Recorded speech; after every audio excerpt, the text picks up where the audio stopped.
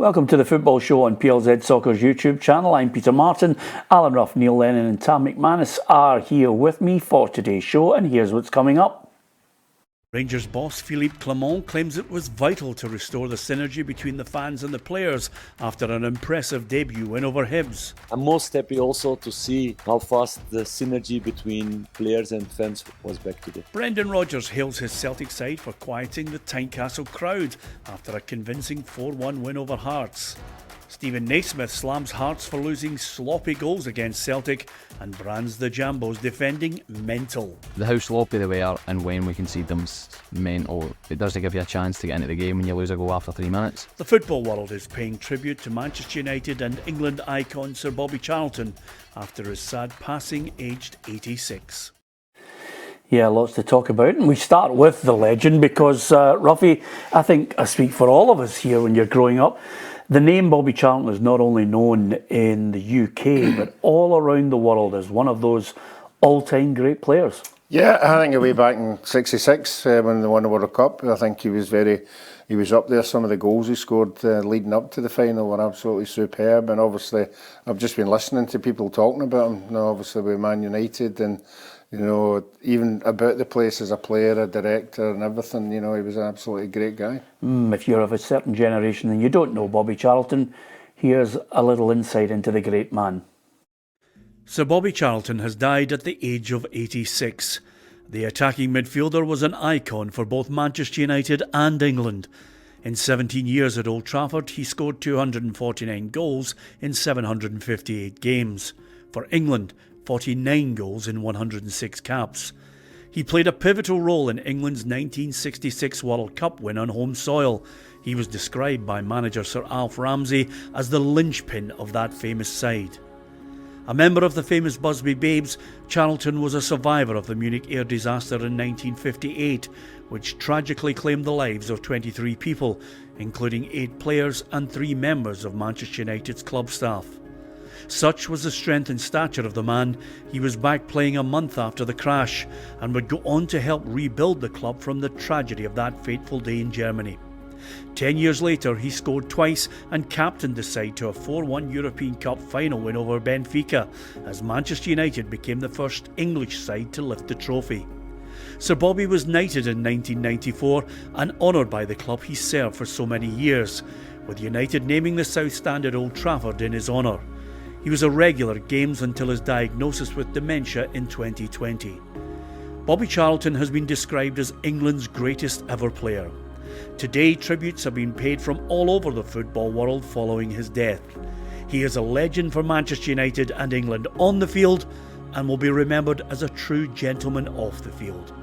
Rest in peace, Sir Bobby Charlton. Yeah, magnificent player, Neil, and one of those players, he'd be up in the 150 million bracket, possibly more if you were trying to buy him today. Yeah, he could do everything. He was your archetypal total midfield player. You know, brilliant with both feet. You know, he had a bullet of a shot as well. But he was graceful, you know, the way he covered the pitch, and, you know, a beautifully balanced player. And obviously he had a stellar career, you know, and one of the most iconic footballers in the British game of all time, and married to that, he was just a gentleman off the field as well. I think he was just so well respected by everyone in the game. Yeah, and amazingly, Ruffy, when you consider he had to go through the trauma of the Munich air crash as well, where I think on more than a few occasions, you know, he stated he sometimes felt guilty that he survived. He only had a minor injuries when you consider the loss of great players, the great Duncan Edwards. Yeah, I think the documentary they did about that, you know, brought it to the front. You know, although he wasn't as badly injured as the other players, he took time to go around all the beds and see how they were. And I think it was Duncan Edwards in particular he put under and looked after him, you know, in every way that he could. So, no, I think that documentary in particular, because a lot of people don't know him personally, so that brought out what a nice guy he was. Yeah, absolutely, and an ambassador for Manchester United for many a year after that as well. When you think of Manchester United and England, certainly Bobby Charlton's name comes to the forefront, and I think so many people in the football world mourning his passing, and not bad for an attacking midfielder. Tam. He scored a barload of goals, but as Neil mentioned there, left and right foot rakers, usually from about 25 yards if you stood off him. Yeah, obviously it was before my time, but I was watching some of the clips on Sky the last couple of days, and it was showing you his goals. And as Neil said there, you couldn't tell which foot was the stronger foot. Left foot, right foot, bang, top corner. He scored a lot of headers as well, I think. They scored a number of headers, nearly 50, 60 headers. So, great player, and as I said, it's just sad news that he's passed away for everyone at Man United and England. Yeah, and I think also his passing, I hate to mention this, but some people obviously guilty of some unsavoury chants, especially after his death, to which Manchester City have apologised. And it's perhaps indicative of the way society is, not just at the moment, because down through the years you always have morons, Ruffy, who will tarnish a club's name or just tarnish football's name. And I think it happened at the weekend as well at Ibrox, because for anyone to go there and, just act like a moron and almost celebrate and try and annoy the people of Rangers Football Club by ridiculing the 66 people who died and lost their lives in 1971. I just don't know where society goes, and I don't know how anyone in their right mind can come out and do that. No, I think you've hit it in the head. They're just morons. Yeah, we don't want to think them as football people, because they aren't football people. They're just going along there to noise people up. And that at the weekend was just diabolical. And I don't know how they issue tickets for away games and that, but obviously the seats that the stuff were on, I would like to hope that they could maybe identify who these people are that were on the seats. Are obviously CCTV, because the only way we're going to stamp it down is by catching them and punishing them severely, that you would think the other morons would say, well, this is what's going to happen to me. Yeah. Tam, they will have pictures of various people who were guilty of it, but it sheds a bad light on Hibernian Football Club, because these people are wearing their colours. Yeah, listen, it's the worst thing for me, Peter, is premeditated. I think there was stickers getting stuck in people's cars as well.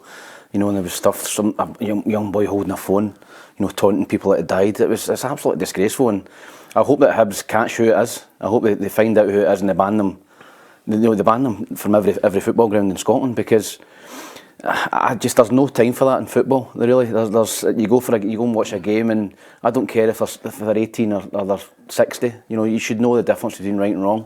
And I've seen some people say they're only daft young boys and all that, but when you're 16, 17, 18, you should know the difference between doing that right and wrong, and there's no excuse for it. So, as I said, I hope they catch who it was and don't get ever into watch any football again. Yeah, at times you're a product of your parents, and I don't know anybody who could actually in any way condone the actions of someone who goes to a match like that. It's disgraceful, and I hope Hibs catch the culprits and ban them for life. Don't think they'll get any part in football, and I think a lot of people who are Rangers fans who are going to that match would have been felt particularly upset with that taunting from those, I'm loath to call them fans. Anyway, we move on, because as ever we try and talk about football. We don't shirk the issues that raise their ugly head from time to time, whether it be the conduct of supporters or indeed any other misdemeanour. We'll try and deal with it as best we can and offer you our opinion. We do like to talk about football. There were games off at the weekend because Storm Babette, as it was known, Ruffy, called off the games at Ross County, St Mirren, Aberdeen, Dundee and St Johnstone against Motherwell. So we had East versus West, Rangers against Hibs, 4-0. Convincing win for Rangers, good start for Clement. Yeah, I mean, the best possible start. I didn't see the result coming, because Hibs have been in a decent run of form, but it shows that, all right, he's in the building, fresh voice, different sort of standard that he wants to set. But he's got the response that he was looking for, and that's quite a convincing win. And Sima, seems to be really in good goal scoring form at the minute. I have to say, he took his 2 goals very well. So yeah, good start. It must maintain that now. How long did it take you to get your feet under the table at any club where you've inherited a squad, and then you want that squad because you can't do anything with it till January? That's Philippe Clement's predicament. How long do you think it takes you to get your feet under the table and just slowly but surely get the team? Yeah, it depends on, like, I've taken on clubs in different circumstances. Obviously, when we went in the second time at Celtic, things were going pretty well, so you didn't have to change much. Obviously, when you go into other clubs, then you want to put your own stamp on it. You can only do that by getting results, Peter, and the players starting to believe in the way that you work. So from Clement's point of view, to win 4-0 in his first game is a fantastic start for him. But I would say that he will already be looking at the squad, challenging the squad, looking at where it needs sort of improving, come January time. So I'd imagine at this stage he will just be bed myself in, get a style of play that will suit the squad of players, and then put his own stamp on it after January. Yeah, and because of our friendship, when I looked at the demands on your contract before you came here, you said, look, I'm only going to work with strong pundits who've got a good opinion and have a real in-depth knowledge of football. Sometimes, we've failed to live up to that, and I know we'll take the fine for it. Tam, you said Hibs a draw, and they'll play 2 up front, and they'll give Rangers a shock. Talk us through it, Tam. Well, I've been getting it tight, as you know, from a lot of Rangers supporters on social media, but as Neil said, Hibs have been in good form, unbeaten. Came back from Tynecastle just previous, 2-0 down. I thought Rangers were there for the taking. Got it totally wrong. I thought that Hibs would go out there and play positive. They did. They played 4-4-2. They were wide open. And defensively, they tried to play out at the back, for 90 minutes, and Rangers pressed them. The Hibs weren't good enough. They weren't good enough to play out from the back. Rangers were nicking it. And honestly, second half, it could have been 7 or 8. It could have been 7 or 8, Peter. And yeah, the Hibs supporters want to see their team having a go at Celtic and Rangers at times, but I think sometimes you've just got to go, listen, let's just go and maybe keep it tight for 20 minutes and build your way into the game. Hibs went gung-ho at the start of the game. Rangers got the goals, as Neil said. Seamer's 2 goals were tremendous. Great finishes, great pace for the first one. I thought Marshall was slow at the second one. I think Raskin's goal, thought he could have moved his feet quicker. And then the last goal, Dessers, lovely wee ball from Cantwell, but that was indicative of how wide open Hibs were. Cantwell comes into a pocket, he's got so much room, there's nobody near him, just slides a ball through to Dessers, who's got nobody near him, and he just side foots into the net. So I think I'm not saying a honeymoon period's finished for Nick Montgomery, but I think he realises now there's a certain level when you step up to Celtic and Rangers where maybe he can't play the way he maybe played in Australia, where he'd play 4-4-2 against better quality, because results like that can happen. They were lucky to get out with 4-0, Peter. Yeah, well, let me pick up on that point, Ruffy, because sometimes, and probably Neil will come off the back of it as well, sometimes you've got to realise the strengths of your team and the players and whether they're capable of doing that against a better side. Was he maybe clouded by the fact that Rangers haven't been in great form and there's a new manager come in? Could that have influenced his belief that team could play football and show the steel and the character and the ability and the technical ability to go and do something? No, I think Neil touched on it there. They came back from 2-0 against Hearts, and they were on a reasonable run. That certain players were playing particularly well. He would expect to go there to Ibrox thinking he could catch Rangers in an off day, but they had a new manager. As Neil said, it's a new voice in the dressing room. Players have to impress them, and they went out there and they went about their business. But as Tam said, Hibs helped them along their way. Some of the passing and the losing possession in the wrong places, and they just got punished by it, because we always know that Rangers have got good players. They've just not showed us. The biggest bit for me was the relief in the boy Dessers' face when that hit the back of the net. I thought he was going to jump into the stand or whatever. You could feel the whole, everything that had been going on, everybody talking about him had just released something, and I thought he took his goal quite well. Yeah, he did actually. But did you have that sense when you were going there with the Hibs side? Okay, I know the strengths of the team.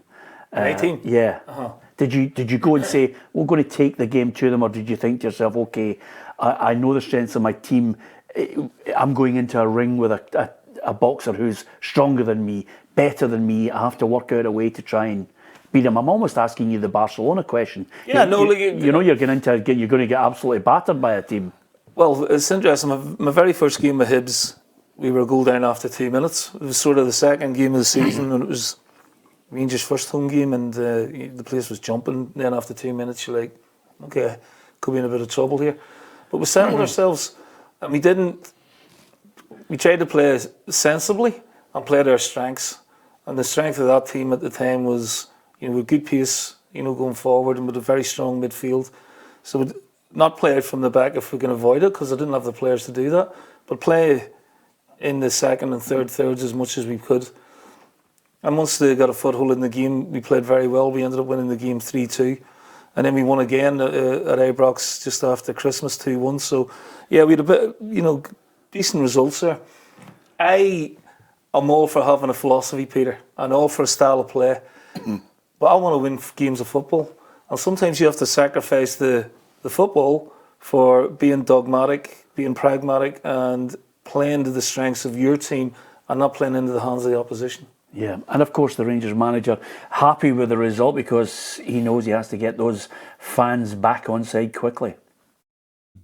We have still a lot of job to do, but I'm really happy about the reaction, and I'm most happy also to see how fast the synergy between players and fans was back today. I'm most happy about that. And it's because the team started in the way I wanted them to start, with directly high pressing, with creating chances or creating corners, because we were that high and we were trying to score goals. And then the fans followed, and they stayed on top of the players in a positive way until the end. And that needs to be our strength for the next couple of months. Well, to be fair, Seema's been scoring goals, Tam, but there was a nice little reverse ball from Todd Cantwell, who's obviously trying to do his talking on the pitch instead of getting involved with nonsense off it. And Dessers, as Ruffy mentioned there, took his goal well. So it'll probably take him a little bit of time to see who's going to be in his plans and who's not going to be in his plans. But yeah, listen, I think he's got from now until...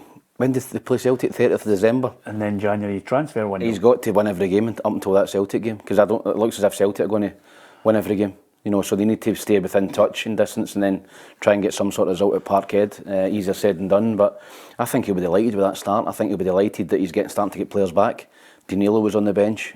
Cantwell come on. I think Cantwell's a good player. And as Ruffy said, Dessers gets his goal. I've been in that situation before, when you can't buy a goal and you start snatching at things, and the relief when you actually do score a goal and you could see it. He took it really well as well. So I think it's a perfect result, but I think Hibs played into their hands, as Neil said. They came, they set up, I watched the game, they played 4-4-2, verging on 4-2-4 at times, at Ibrox. And I think that made it easier for Rangers because there was so much space as soon as they nicked the ball. They were pressing high. As soon as they nicked the ball, Peter, they were right at the Hibs back four. So, any positives? From Hibs, not really. I thought Diego in the middle of the pitch had a good game. I thought he was decent. Bar that, I can't take any positives for that from a Hibs point of view. Nick Montgomery not happy with Rangers' second goal. Thought we were building into the game at that point and frustrating them, and on the counter we created a couple of half chances. But it was a disappointing goal to concede. And then they start building a little bit of momentum. The fans avoid new coaching. And then the second goal, my view at the time was it was a foul on Joe Newell. That's my opinion. I watched it back on the video, and he gets kicked from behind into his Achilles before the ball's touched, and I genuinely thought the VAR would have pulled that back, but that wasn't to be. Okay, is he got a point? I don't think it was a foul, Peter. No, I thought it would have been soft. Anybody?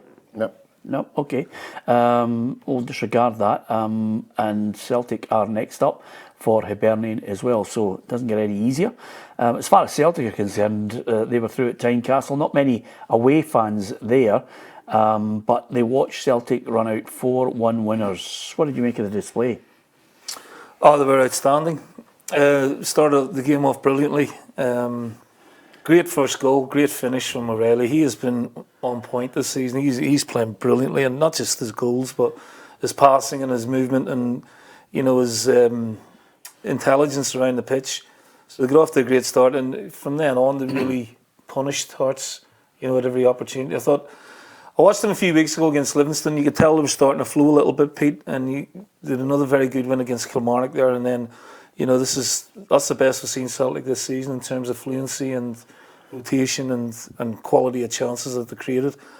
On the flip side of that, I thought Hearts got their setup totally wrong. You go again, we're talking about 4-2-4 or 4-4-2 against the best midfield in the country. You're outnumbered at home 3 against 2, you're going to get played off the pitch, and that's exactly what happened. So I think Stephen needs to, assess his preparation and his team selection. What would you have done? Would you have gone 4-5-1? I'd have gone, against Brendan's teams, 3-5-2. Yeah. Yeah. Match them in midfield and play 2 strikers to stop them from trying to get any momentum coming out from the back. Yeah, are you going 5 in the middle of the park just to make sure that even the full-backs are not getting? Is that your thinking behind it? Yeah, well, you got 3. He's matching his 3 against their 3. In there, yeah. Your wing-backs, if you get an overload, then either your left centre-half slides, your right centre-half slides, or one of your 2 number 8s goes and slides out there. But you match them up in there. And then the 2 sort of split and just stop them from playing out from the back coherently. That's the way we did it at Hibs. After I started off 4-3-3, didn't get a kick, we were 2-0 down, I went, got to change this, went 2 up, and then we ended up drawing the game 2-2 and stuck that way ever since. Well, with Hibs anyway. Yeah, Ruffy, they really didn't get going at all. Here's what Brendan Rodgers made of the overall performance of the side. It's obviously a very difficult ground to come to, but I love challenges like this, coming to really hostile environments, because it's an opportunity for you to show your value as a team. The only criticism is we could have scored more goals and managed the ball a bit better after we scored the 4th goal, so we didn't have to run so much. Could have been 5, because obviously they missed a penalty, Ruffy. It could have been more than 5. That's how positive they were. I was going to ask Neil, I'm not a tactical person at all. Celtic always seem to have an extra man in midfield. Callum McGregor was picking up the ball and there was nobody within 15 yards. He could turn round, he could look up, he could do what he wants. It was just, that's what I'm saying, I'm surprised Naisy never clocked onto that earlier than what they did, because they were just always had an extra man. Well, why, when you look at McGregor, he is easily the best midfielder in the country. And Rangers, even at Ibrox, in the game where I thought Celtic had a weak back line and they were there for the taking, he absolutely bossed the game because he could pick it up off the back line, and then he... Was that the game? The Rangers game, they got the press totally wrong.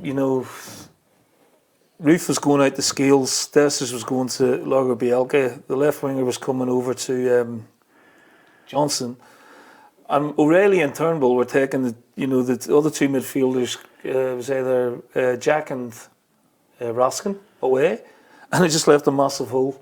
Rather than Ruth just dropping off and letting Scales have it, whenever they were pressing high, Callum would just step in. Let's get it right. He's a very intelligent player. He knows where the spaces are and he utilises brilliantly. Would you ask a man to go or him at Tynecastle and say, listen, your job today is, I'm not interested in you going and contributing elsewhere, just you go and stop him. You want him to contribute at times, people, but his main focus is stop him from getting on the ball and prompting attacks. Yeah. And then if we can win it, then you go and play on the other side of him. It's easy in theory, or in practice, but it's different in theory. But yeah, for me, the mistake that they made was the setup in the first place. To go to, I think it was Devlin and the other Australian lad in midfield, they were totally outnumbered and outplayed, and they were getting killed. The other thing was, Tom, they didn't track runners. The first goal, O'Reilly peels off the back of the midfield player, and then the second one, Cochran gets done on a give and go. But if that's the case, sometimes your central defender, who's only marked 2 against 1, then they've got to come out and see. Sometimes midfielders get done. And that's where a centre-half can see the picture and go, right, I'll stop that. Never happened. They just stood off them. And, there's 2 sides that Hearts weren't so great, but Celtic were excellent. I totally agree. I thought the first goal was a great ball from Lewis Palmer, right in his path, superb finish. And I just thought Celtic totally dominated the game. I thought that McGregor, as an ex-striker myself, remember managers used to tell me, drop into the midfield, and it was a difficult thing for it. You need to be disciplined to do that as a striker. You need to want to do it. I didn't really want to do it, to be honest, because you end up just chasing whoever it is, whether it was Neil or whether it was Barry Ferguson or whoever it was back in those days. I was supposed to drop into, and if you're clever, you end up just running about doing doggies. But you've got to do it for the team, and I don't think they'd done that at Ibrox. I don't think Ruth done that. And was it Scott Arfield who's done it with Scott Brown? I think under Stephen Gerrard, they started to get a bit of joy. Scott Brown was running the games at times, and I remember I think they put Scott Arfield just sat him on Brown, and that they got a lot of joy out of that, particularly in some of the Old Firm games as well. So I think Callum McGregor makes Celtic tick, and if you can stop the heartbeat, then you can maybe get at Celtic, but it's easier said than done, Peter. Yeah, and of course, Stephen Naismith far from happy with the way they conceded goals. In any game, that's the last 2 games that the goals we've conceded are not at the level that we should be at and where we want to be at. And when you concede them, how sloppy they were and when we concede them's mental. It doesn't give you a chance to get into the game when you lose a goal after 3 minutes. And then that's carried out. That was a theme throughout the game. The 4 goals are avoidable. And then when you're trying to get back into a game, you lose a goal at the wrong time. It kills the game off, and that's inevitably what happened. Just 3 wins from their last 9, still in 4th place though, but the next game up is at Ibrox against Rangers, so it doesn't get any easier. No, and I think they've got Rangers a couple of times. I think they play them in the semi-final as well, so it's a big period coming up for Stephen Naismith. I don't think the Hearts supporters would have enjoyed that game, watching that game yesterday. I thought they were second best all over the pitch. Usually when you go to Tynecastle you get tested as Celtic and Rangers, but Celtic ran over the top of them, and as I said, could have won 5 or 6, so he's got a couple of big games coming up against a rejuvenated Rangers. And I think you and I had a disagreement on Friday. I'm not going to declare who was right in their assessment of it, but roughly 576 fans and a lot of empty seats in that end. I mean, come on, man. Yeah, it was embarrassing, just to see the small contingent of Celtic fans there. Every time Celtic scored, you could see them. But somebody has to be more aware. If you're not selling out a stand, you have to have that stadium full. For that particular game, that stadium needs to be bouncing. And if you're not selling it with your own fans, you've got to be up for it to hand it or get the other team in to support them. Is it time for a sensible approach? Almost like, is it time for someone to suddenly introduce a rule, the same as UEFA, which basically states you must deliver 5% of your capacity to the away support? And you can do it in blocks, Neil, because quite simply at the SFA, when they get the 50-50 split, as soon as they give a block of tickets, once they release them stage by stage, if you don't take the full allocation, then that gets released over to the opposition. So why not get to a situation where you say to yourself, okay, we're going to give you up until this point to buy your tickets, and then you can still have your line where the stewards are there and then the Celtic fans are over there. And it's a showpiece game, people. It's live on a Sunday afternoon. I have my reservations about that as well, but I'll come back to that in a minute. But yeah, it's not a good look, for the game, because it's one of the high-profile games of the season. Tom, you would have loved playing there. I love playing there, for Celtic, and I love managing there for Celtic and Hibs. And it's a brilliant stadium. The pitch looked immaculate, but then you look at the back of the goal and it's just not a good look for the Scottish game at all. So, they've got to think about that as well, how that is portrayed over the UK. But yeah, you're right. Once the allocation is sent back, then it should be divvied out to the other supporters. The other point I want to make is Celtic playing on a Sunday afternoon when they've got a Champions League game on a Wednesday night. Athletico Madrid played on Saturday evening. Why Celtic are playing on a Sunday afternoon? Now they've only got Monday, Tuesday to recover, and then they're playing against Athletico Madrid. I know it may be for TV, but Man United played on Saturday evening. Yep. Arsenal played on Saturday evening at 5:30. Man City, all their teams here in Champions League all played on a Saturday.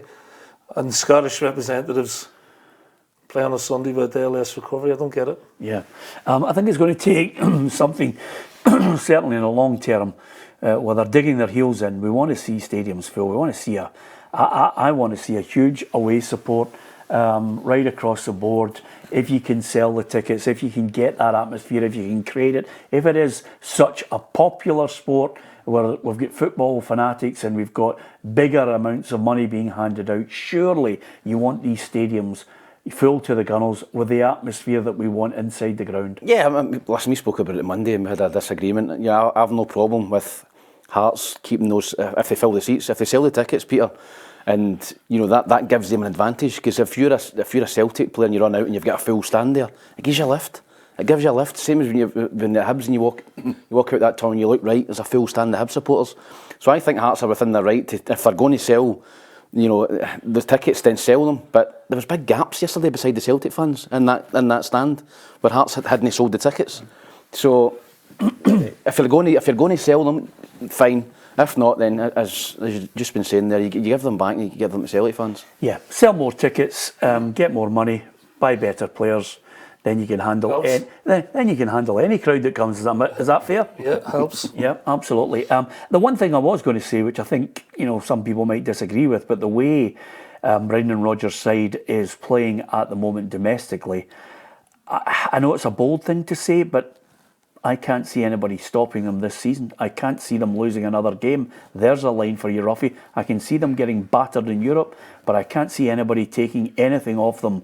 There might be the odd draw here and there, but I don't think they'll lose a game. No, well, we said at the start of the season this would possibly be one of the better seasons because we all thought Hibs had got their act together, Hearts had got their act together, Aberdeen had got their act together. But these two results at the weekend just proves that if Rangers and Celtic are on the game, it's going to be very, very difficult. I think they will drop points, when the winter months come in and all the elements and everything. And lose a game? Away from home, yeah. Not particularly at home. I think it's again, it's too early to say whether they can go unbeaten. They've still got to play Rangers 3 times, and you'd imagine that the games will be close enough, And Ruffy's right, you go into the winter months, you can't sort of take your eye off the ball a little bit. At the minute, they're imperious, the 7 points clear. Rangers put down a message on Saturday and Sunday, Celtic responded in spades. So, yeah, it's going to be difficult for any team to beat them on the current form. But whether that lasts, a couple of injuries may change things again, but he's got players back fit and playing really, really well at the minute. Yeah. Matt O'Reilly, you mentioned there as well, just coming on to top form. Does that squad, on the flip side of it, have the ability to take something off Atletico Madrid? Yeah, I mean, they're at home, so anything for me can happen. I thought they missed an opportunity against Lazio. They didn't deserve to lose the game, Peter. Probably didn't do enough to win it. I think Lazio declared for a draw after about an hour, and it was all about Celtic trying to break them down. And for me, they didn't create enough clear-cut chances to merit the win, but they certainly didn't deserve to lose it. So that was a real hammer blow. There's a different animal coming up. They won 3-0 at Vigo the other day. Stock full of world-class players and just a different team. They're dogged, fit. They will do the dark arts very well. And then they're sprinkling with a bit of world-class and Morata, Griezmann, De Paul. So it's a big, big ask, to outplay Athletico Madrid. They certainly won't outrun them because this team are, fit as a fiddle. But, set play, deflection, you just never know. But it's going to be, again, a very tough encounter for them. Yeah, I think it's one defeat in 11. Simeone, I mean, you've come up against Atletico Madrid. Mm-hmm. Have they got a particular style? Yeah, they do, yeah. I mean, he was 4-4-2 for a long time, but I think this season he's gone to 3. But yeah, I mean, he would play almost at times with 4 centre midfield players, without wingers. And then maybe a Griezmann and a Suarez, up top. And they were dogs of war in there, they cover the ground. But when they were on the ball, technically brilliant.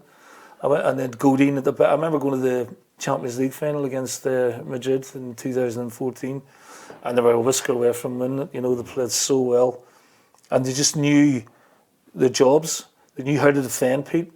They're a great goalkeeper. They've got a great one now in Oblak.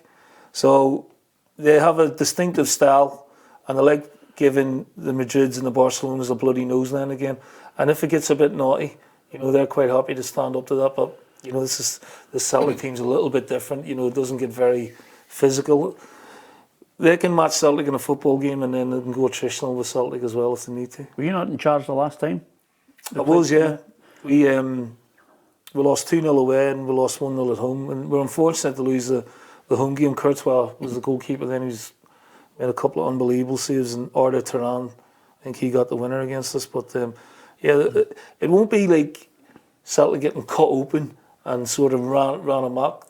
They're meticulous about the way they do it, and they just wear you down in the end. Yeah. Do you fancy Celtic to do something? I hope they get a point. If I was a betting man, I'd take a point now, I would loathe to say, I can't see them winning, but it's going to be very difficult. Okay, if I was positive about Celtic domestically being imperious, to use one of the words that Neil mentioned there, I'm going to flip it and say the exact opposite. I still maintain I can't see them getting any points until maybe match day 6. I don't think they'll get a point. I don't think they'll get a point in this group, Peter. I really don't. I think that the chance was Lazio at home. That goal's, I think, knocked the stuffing out of Celtic a little bit, and the fans. A double header against Athletico Madrid. I don't see Celtic getting a point from either game. I think Athletico will come if they score first. I think they'll win the game comfortably. So, you're right. Domestically, Celtic continue to dominate, but there's levels, and I think they're still a good bit off the levels that they're at in a minute. Ruffy? I think they can take Feyenoord at home. Me too. I think they've got 3 points there, possibly. And then looking at the Lazio away. Did you see Feyenoord against Athletico Madrid? In Madrid, Feyenoord were very unlucky. Yeah, but I still think of all the games at home, as Neil said, in any given night, if Celtic turn it on, they can beat a team like Feyenoord. It's the away games, that they've got to try and get a draw or something like that, because we're now looking at Europa, obviously. But again, there's been European nights when we would all sit here and go, this is a great team. And for some reason or another, you dig something out. And that's what we're hoping that a Scottish team do, because we want somebody hanging in there for after Christmas at least. But it's going to be a tough ask. I just find defensively that the good teams find a weakness in Celtic, and it's particularly the fullback area, where the fullbacks are always pushing forward, and all of a sudden they're pushing forward, and somebody with a bit of quality just looks up and goes ping, and then it's a goal. Yeah. Ping. Ping. Absolutely. Of the broadcasters that you work for, RTE will have their own style. Sky Sports has theirs, but every now and then Ruffy will introduce something that you can't. I like that. You can't put it on a computer screen. It doesn't matter. Use it. If you get pinging at RTE, you're not paying for a drink at the Christmas night out. But over and above that, I'm with you in the camp. I can see maybe points at match day 6. Other than that, I don't see anything coming for Celtic on it. You can being very pessimistic, boys. Honestly, well, I think they're capable of maybe getting something in Rome as well. Yeah. Well, remember back, listen, we could dedicate a whole programme to it on the basis of conversations we've all had before about the necessity to get a certain type of player in, which they failed to do. Yes. So there's no point in going back over it. We just have to watch the picture unfold. Brendan's got the side playing well. We talked about teams and managers getting their feet under the table. I can see where they're going with it.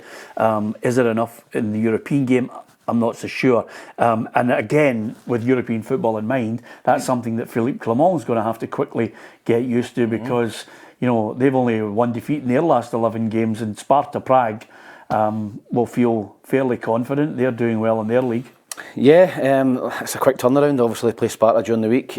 Terrible result over in Cyprus, and that's knocked that Easy group. over there, Tom.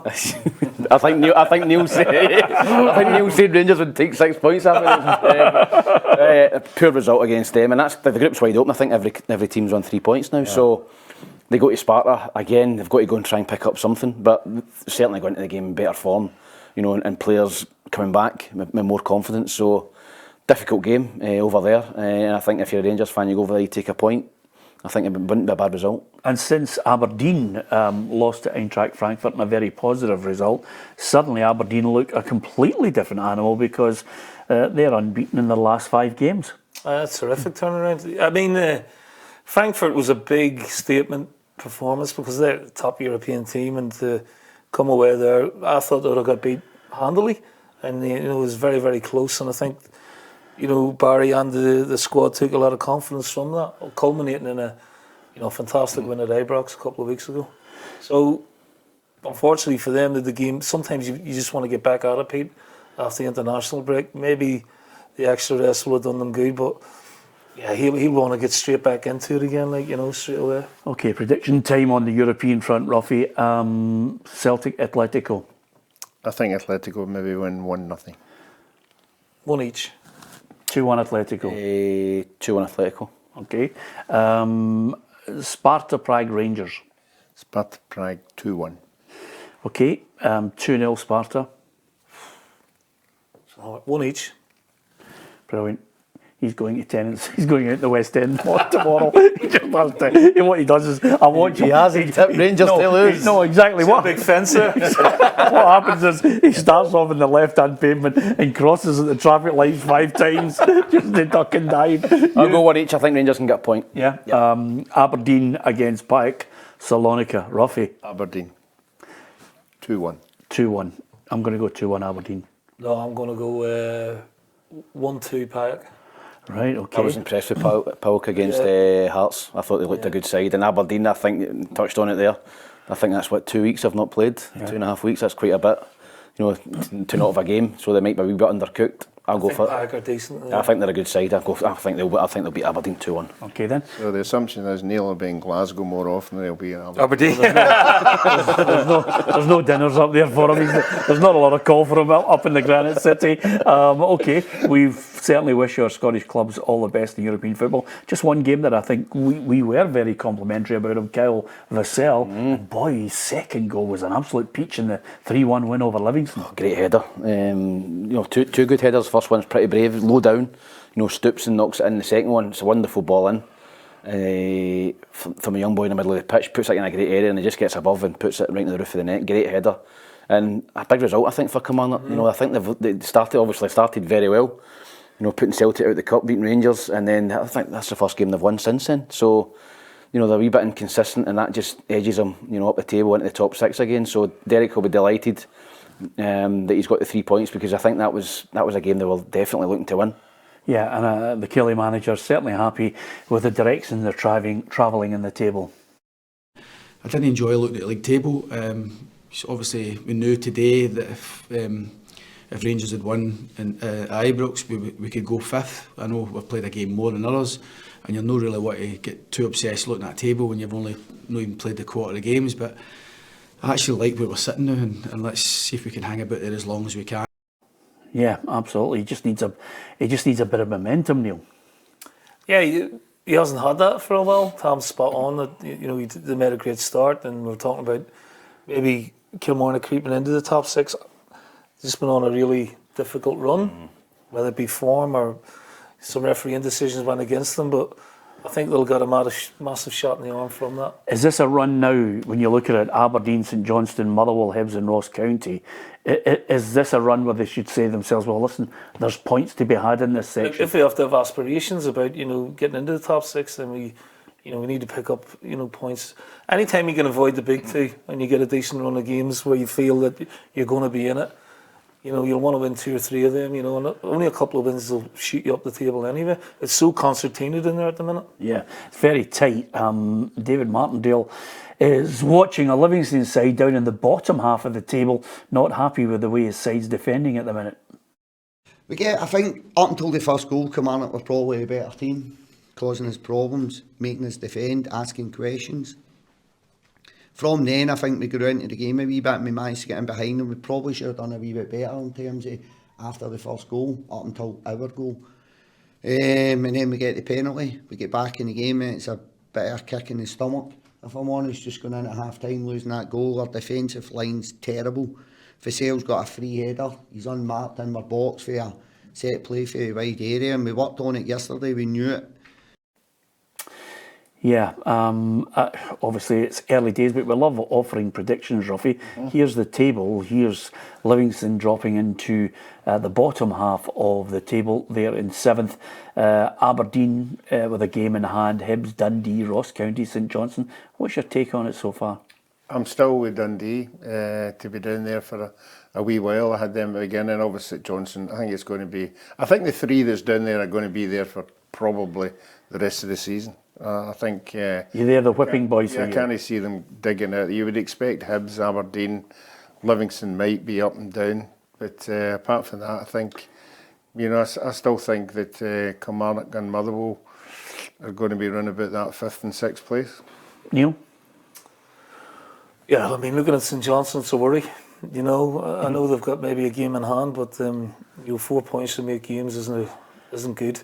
So they're looking in big trouble, and I agree with Ruffy. I tipped Dundee and Livingston to be down there at the start of the season, and I still expect them to be in the bottom half of the table for sure. But St Johnstone, looking at that at the minute, it's a real concern. Yep, and Dundee Ross County is one of those games where both managers, both Malky Mackay and Tony Docherty, were looking saying these are the games where you're judged to try and get the points to get you away from the madness. Yep, Ross County in a poor run at the minute as well, Peter. Not won a game for a number of weeks, and Dundee are just nicking points here and there. They're not getting beat, but they're not winning, and they're just staying in touch. But you've seen there how tight the table is. I think there's 3 points separating 11th and 5th. A couple of wins. If Dundee win that game tomorrow, they'll jump into the top half of the table. So, very, very tight down there. But you're right. Listen, Tony Docherty, Malky will be looking at this game and going, we need to get 3 points here. If we get beaten this game, we could be in for a long winter.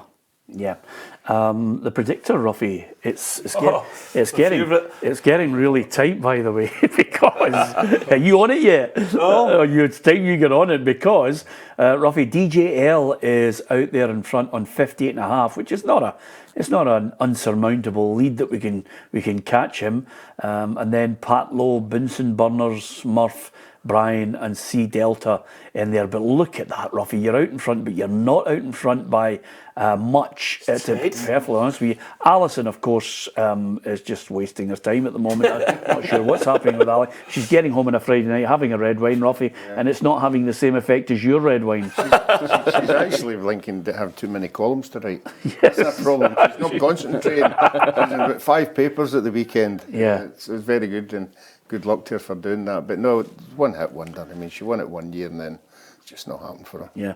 You're out in front, Ruffy. You quite happy? Yeah, it's this new point structure. It's it used to be 5 points and 2 points, and now it's only 3 and 1.5 of one. So you've got to get 5 for a correct score and 2 for just a result. Yeah, now it's changed completely, and everybody can get steamed in, everybody can get involved. You can still get involved at any point in our predictor. Download the app, click on the predictor and join in the fun. Of course, there's monthly prizes, and of course at the end of it all, are you coming to the PFA Player of the Year Awards with us? Yeah, probably will do. Yeah, Thanks absolutely. Appreciate it. Well, you were there last year. You did well until I realised the $3.5 extra bill with you and Marty. But anyway, it's a great night out for you and your pal, and we'd love to have you along. It's an absolutely fantastic prize, and certainly well worthy of you getting involved. Thank you to so many of you who've been showing your support for all the programmes that we're putting out there. We've got lots of variety on offer this season, and people are responding to it, not only on the podcast, but the figures for the football show, the women's football show, the journos is a really good listen as well, and you can watch that on our YouTube channel. And of course, the Straight Talk, the one-to-ones, is just an absolute joy, because not only do we do footballers, there's entertainment, politics coming up on the horizon, which I know should be a tasty interview or two, and certainly enjoying. Paul Lambert was on last week, your old sidekick, and good fun. I mean, it was just fantastic. Played alongside you, talks about those great days. What was he like to play with? Oh, it was a joy. He was brilliant. Just had that sort of natural sort of chemistry between us more or less straight away, and we had a great understanding. And he's funny, Paul, as well. He's gone on to, do some really good things in management, and obviously first British player to win the Champions League. So, he's got his little own legacy in the history of football. But I love playing with him, and he was a great sort of role model for the rest of us as well. Very professional. And you're talking about dropping into the midfield. I can remember we played Celtic, and it was him. It was Lennon and Lambert.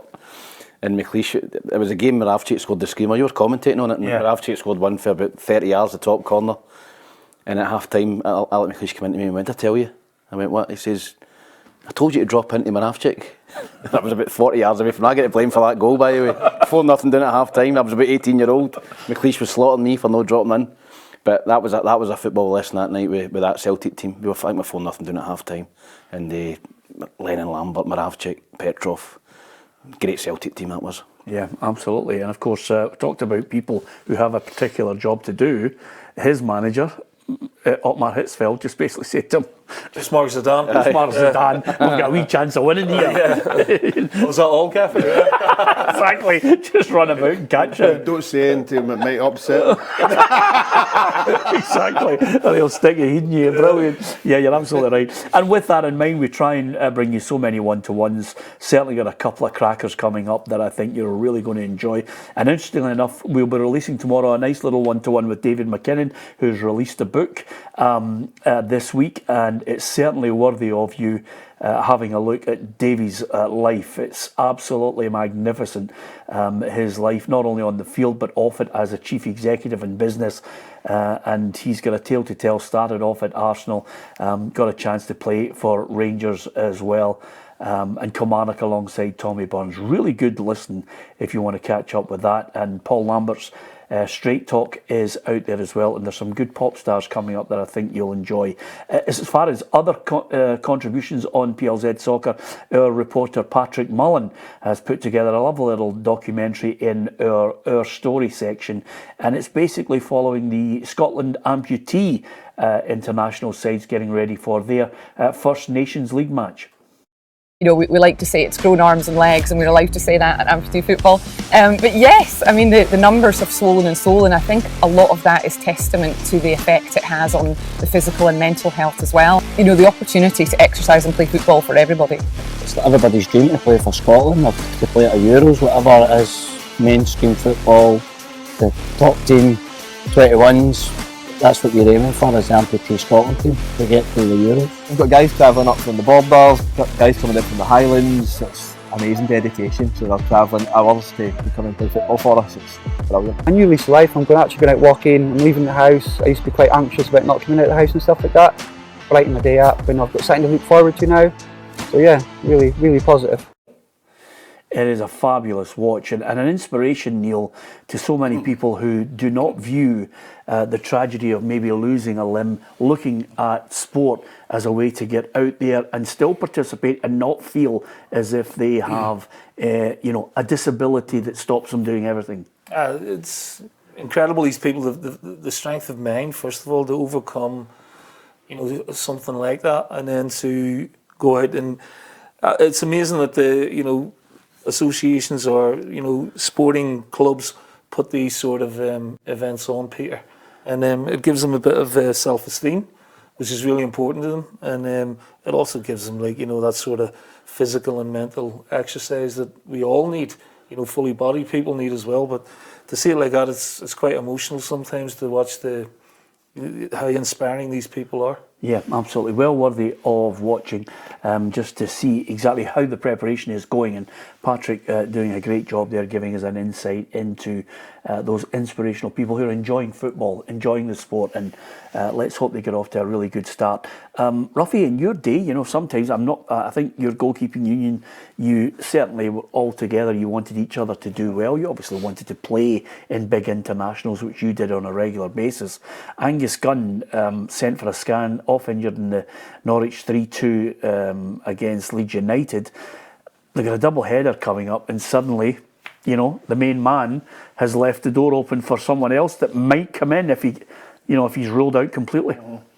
Oh, it's been fantastic since he came in. Everybody had a wee bit of doubt. Obviously, he hadn't any international experience behind him. But every game he's been very positive. Can't remember him doing anything wrong at all. But you're right. We have two guys behind him. Have only had that one game each. So let's hope it's not a bad injury. We don't want to see our players getting out, particularly at a crucial time, or the big games coming up. And let's hope it's not as bad as what they think. Yeah, Liam Kelly, Xander Clark are there, and of course, ominously in the background, getting fitter and fitter, is Craig Gordon. Yeah, I think he's got a bounce game this week. I was hearing, so I think he's participated in a couple of bounce games, Craig Gordon. So I don't think he'll be that far away from actually, getting back in the squad. And it's going to be interesting. Obviously, Xander Clark's in there at the minute, and I think if Craig Gordon can shift him out the team, that's going to go a long way for Craig Gordon to get back in that Scotland squad for the Euros. So it's up to Xander Clark. He's got the jersey at the minute. It's up to him if he can beat Craig Gordon out, then it might just get him to the Euros as well. So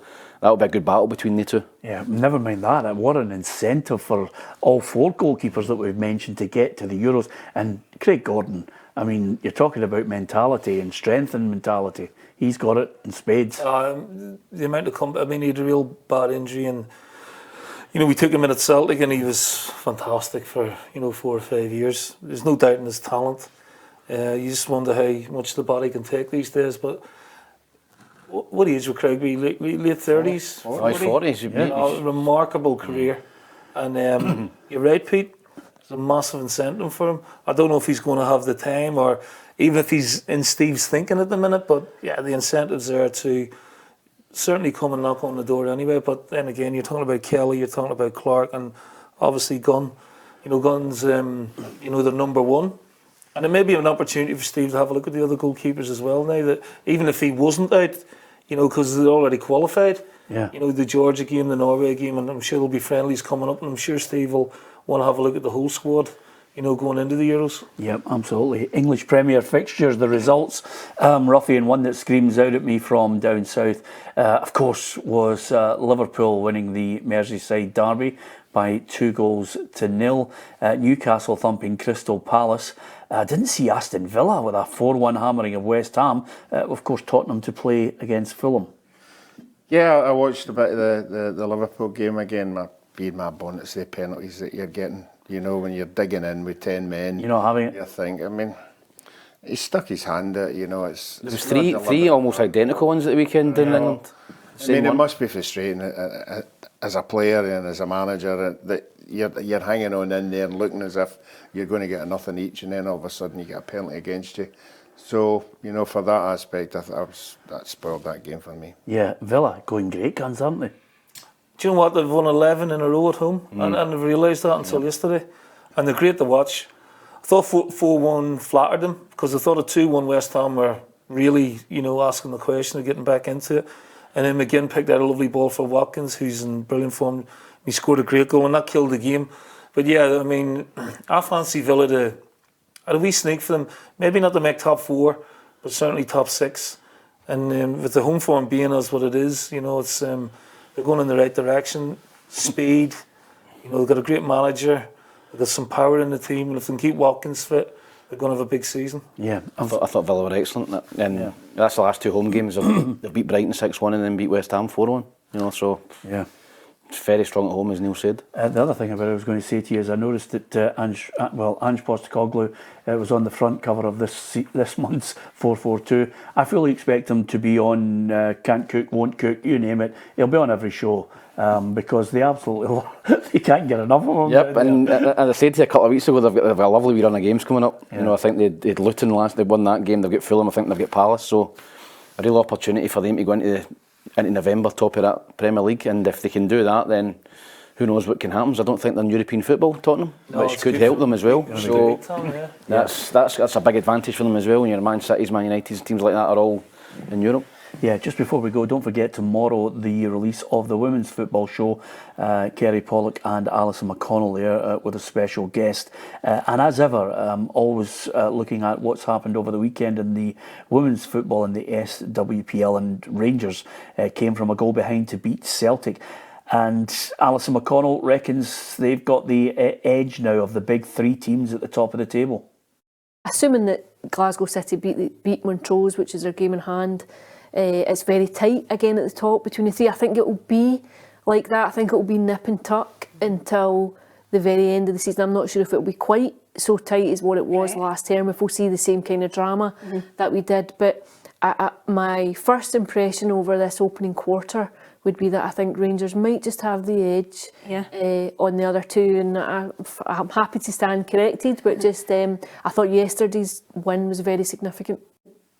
Okay, you can see more of the Women's Football Show released tomorrow on PLZ Soccer's YouTube channel. A variety of things that we like to offer you. Hopefully you will subscribe. Hit the subscribe button on the YouTube channel, download the app, and you'll get all the features and breaking football news at your fingertips. It's on the website as well. But join us on the YouTube channel. Of course, some opinions you'll like, some you'll not.